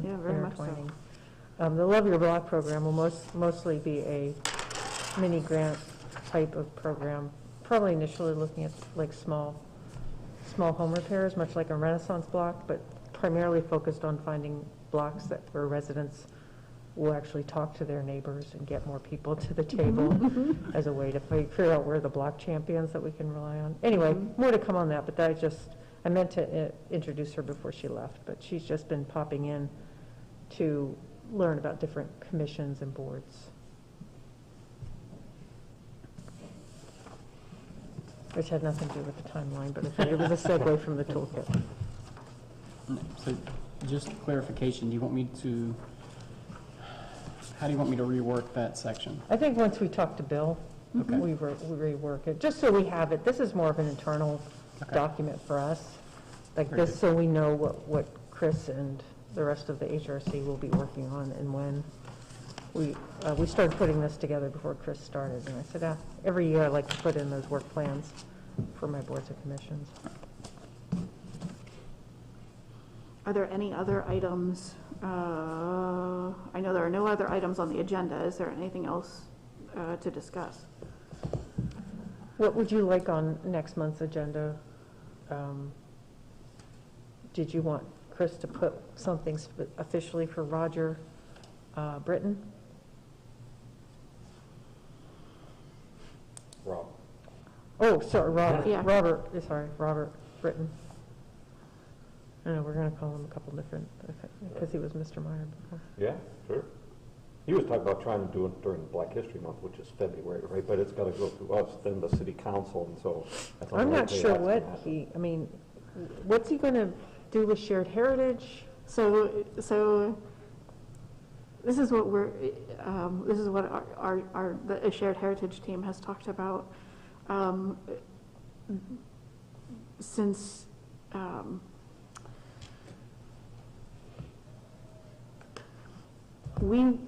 let's see. We would certainly appreciate and value if he did want to do just a kind of a pole-mounted historic marker that is similar to the statewide marker system, and yet, have it be a different color and, work with the Lakeshore Industries to manufacture it. But ultimately, from our perspective, I think we would prefer it to be an interpretive panel that tells a broader story, because, as Mr. Britton said, his father certainly was one of the first funeral home operators. There are 4 or 5 that really should be acknowledged, including Law, Taylor, Mason, I think. So there are certainly others. So there's a broader story there, in addition to the demolition of that entire area in the name of urban renewal. And so from a shared heritage perspective, we would like to see the broader story told. And if Mr. Britton is in support of that, then what we would do is ask, really, if we could do an interpretive panel versus the freestanding pole mount sign. I see. And do the interpretive panel that, again, would present that broader history, but include his father and the history. But that's just where we've kind of gone with this, because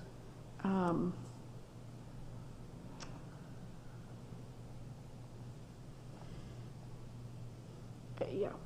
Okay. Wanting to tie it right to the broader storytelling. So that's where our team, that's what the shared heritage if was we made a discussing. motion that says we support Rob Britton's, acknowledgement of his father's business, is that sufficient? Who's going to figure out all those details as to actually what that form that takes? It's not us. We're just saying we support it. Whatever you're doing, we're supportive. Yeah. So the shared heritage team is going to be following up with Mr. Britton and see. And then Liz is on the call. Hey, Liz, can you hear us? I was going to ask because the chance, if he, I can hear you. Thank you. If he says, no, I don't want an interpretive panel, I want a marker for my father's funeral home. I don't know if you heard all the conversation, Liz, but. I was at the Redevelopment Authority, so I missed Rob's presentation. But from my conversations with him, I think he would be open to doing the panel, but I don't want to speak for him. I will follow up with him and find out. Just for background, the way this happened is that he came to a city council meeting requesting a marker and got frustrated because nobody was responding, or we weren't quite sure how to respond. And when the shared heritage additional options became available, that sounded like a way to go. So that we aren't just doing stuff piecemeal, but that we're filling in the gaps in Erie's history that have maybe been overlooked. Yeah. So I'll follow up with Rob this week and find out which way to go.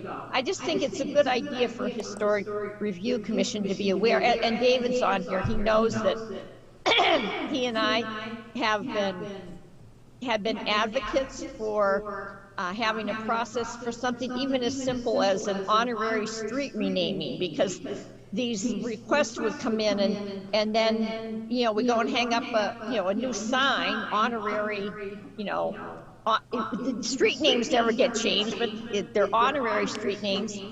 And then there's no documentation about why we did it or what the meaning is for and those aren't all necessarily signs about African American heritage, although a lot of them are. So I just am looking, I guess, to Historic Review Commission to be almost sort of a clearinghouse on some stuff, so that we have a cohesive way of documenting Erie history. And it's not just, you know, preserving the buildings, but helping to preserve the stories, which is also part of the role of Preservation Erie. But Preservation Erie is a, you know, a nonprofit with an unpaid but well-respected president named Melinda.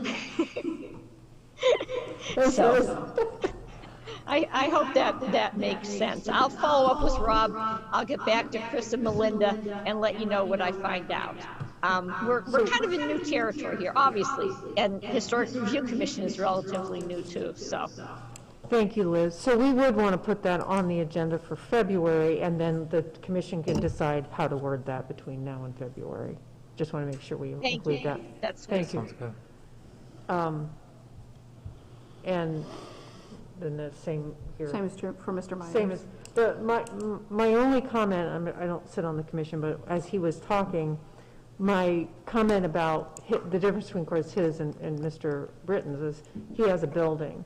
And from a historic preservation standpoint, if you're going to support something, I would think you would want to support keeping of that building, the way that it's going to be rehabilitated would certainly want to be in a form and fashion that you would want to support. I mean, if he's going to change it completely and lose all integrity, that would be something, and it's to be determined at this point, what he's going to be able to do with that property. That actually jives with our conversation last week. Right. Which was Chris's recommendation that if we offer a letter of support, that it be a letter of support specifically for the adaptive reuse and preservation of the building, with attention, you know, with whatever plans are proposed, have there be an attention to the, you know, maintaining the integrity of the building and whatever historic aspects may. And you may even want to go further and say, we recommend that this be a locally designated historic asset. Right, yep. If they want your support. But if you do want that on the next council agenda, or the next agenda, or how do you want that? I want to make sure we don't lose it. I think it'd be great to have on the next agenda. And then, of course, they'll want. We'll have the RFP results. And then he'll want the, his plan should be shared. I don't think it was shared with the commission, was it? No, I think I just shared it with the two of you. Okay. It's not Is there a completely financial plan, or is it just No, really in it's- that some ideas with all the good intentions and It's purpose? just good intention. Okay. That's probably a good way to say And it. I'm not sure that it's under our purview to really comment on his plans. Yeah. Well, Well, that's why Except for the that's building why itself. I was question about the building, I because think really it's a- that's what where we That's come our in focus, right. in the history. I think that's what you're suggesting, is you're supporting adaptive reuse of this building in whatever form that it takes, that could be shared with whoever is the eventual owner. He's got a lot of aspirations in his proposal, but they're not quite they're not mature at this point that I saw. Maybe he's done more work, but Right, it'll take some time. yeah.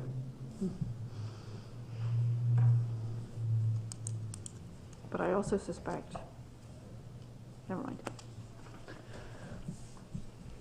Are there any other, so in addition to, I also mentioned the RFP. Yeah. Okay. Do we want to, since we will have a nomination ready, would we either now or at the February meeting, we know that we've already been approached by at least one entity, right, that wishes to apply for historic district designation. Once the nomination form is prepared, do we want to move forward with reaching out,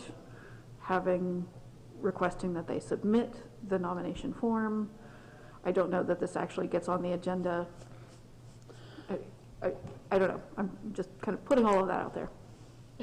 In terms of the work plan, I've suggested creating a list of potential first districts. Okay. I know we have, it's potentially West Sixth Street will be the first one. But I know prior to my arrival, there was discussions of other potential districts as well. Certainly, yeah. So I could create a list of potential districts, and then we could talk about those and how to approach whoever about creating a first district, or we could talk about the, if we select one of those off that list, and then kind of target that as our first district, and then start making plans to meet with owners or stakeholders. Excellent. Yep. Because I have it scheduled for February or March to be working on that nomination. Okay. And then probably by March meeting, maybe having that nomination completed and ready to go for review. Okay.